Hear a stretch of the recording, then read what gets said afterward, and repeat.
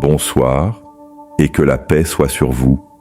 Merci d'être ici, de prendre le temps d'écouter ces enseignements qui pourraient transformer votre perception de la vie. Nous passons notre existence à courir après le bonheur, à l'imaginer dans un futur idéalisé, dans l'accomplissement de désirs toujours plus nombreux. Et pourtant, malgré nos efforts, il nous échappe sans cesse. Pourquoi ? Parce que nous ne comprenons pas nos véritables ennemis. Les stoïciens, ces sages de l'Antiquité, avaient identifié 3 obstacles majeurs à notre sérénité. 3 forces insidieuses qui nous détournent de la paix intérieure. Aujourd'hui, nous allons les explorer et découvrir comment les combattre avec les armes du stoïcisme. Premier, la peur du futur, l'angoisse de ce qui n'est pas encore. Nous passons une grande partie de notre vie à anticiper, à craindre ce qui pourrait arriver. Nous redoutons l'échec, la perte, la souffrance.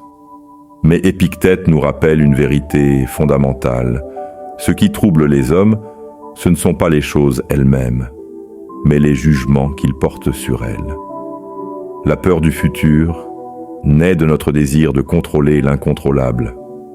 Nous imaginons des scénarios catastrophiques, nous nous accrochons à une illusion de maîtrise. Pourtant, l'avenir est incertain et notre seul pouvoir réside dans l'instant présent. Comment combattre cette peur ? Accepter que l'avenir nous échappe. Ce qui doit arriver arrivera indépendamment de nos inquiétudes. Se concentrer sur ce que nous pouvons réellement contrôler, nos actions, nos pensées, notre discipline. Pratiquer la visualisation négative, premeditatio malorum, imaginer les pires scénarios non pour se torturer, mais pour s'y préparer et les dédramatiser. Deuxième, l'attachement au désir, l'illusion du manque. Nous croyons que notre bonheur dépend de ce que nous possédons, richesse, statut, relations. Mais Sénèque nous met en garde. Il n'est pas pauvre celui qui a peu, mais celui qui désire toujours plus. L'attachement au désir est une prison invisible. Chaque nouvelle acquisition nourrit une insatisfaction grandissante. Dès que nous obtenons ce que nous voulons, un nouveau manque apparaît. Comment s'en libérer ? Pratiquer la modération. Ne pas chercher l'excès, mais apprécier ce que nous avons déjà. Se rappeler que tout est éphémère. Les biens, les relations, même la vie elle-même. Rien ne nous appartient réellement.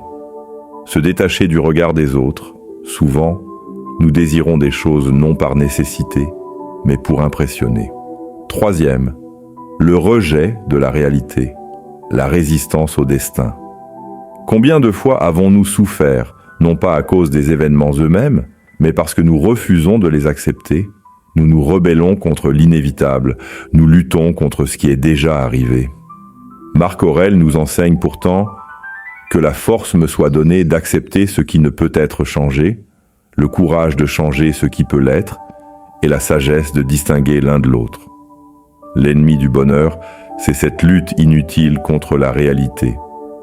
Nous perdons du temps et de l'énergie à regretter le passé, à souhaiter un présent différent.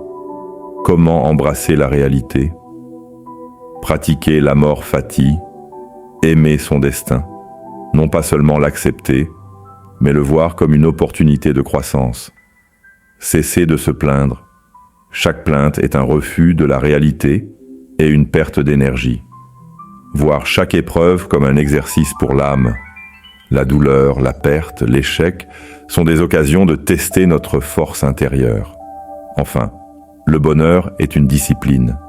Les stoïciens nous enseignent que le bonheur n'est pas une destination, mais un entraînement quotidien. Il s'agit d'un travail sur soi, d'un affranchissement progressif de nos illusions. Alors, aujourd'hui, posez-vous cette question. Combien de vos souffrances sont réellement causées par les événements et combien sont le fruit de votre perception? Accepter l'incertitude, se détacher des désirs futiles et embrasser la réalité. Voilà les clés d'une vie plus sereine. À vous de les utiliser.